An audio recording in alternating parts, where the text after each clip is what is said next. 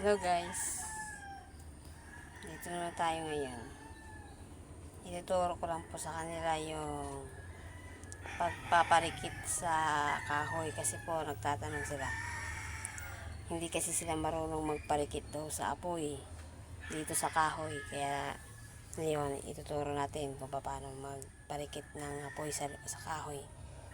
Kahit nga anak ko guys hindi marunong paano daw magparikit sa kahoy. Kaya ngayon magpaparikit tayo sa kahoy kasi mag-iil tayo. Yan.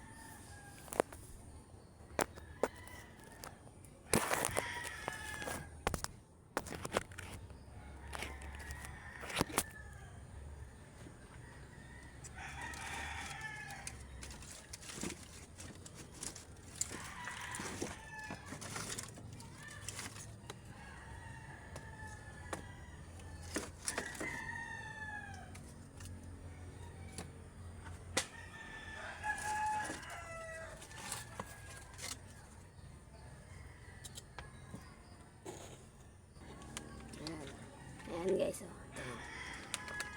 Plastic naman ang ginagamit kapag ako nagpaparikit. Kundi takip ng soft drinks, yan.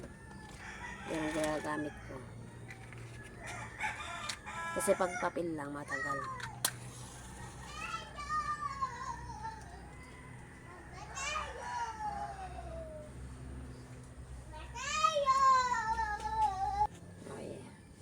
Yan na guys, oh. Diba? Madingas siya. Pag yan ang plastic ang pinangrikit mo, bilis lang yan. Pero kung papel, matagal yan dumingas pag papel lang. Kaya, plastic yung pinangpaparikit natin o kaya takip ng soft drinks. Yan ang pinangpaparikit natin. Yan. O diba, kita niyo yan? Malakas na kagad ang apoy pag yan ang ginagamit natin.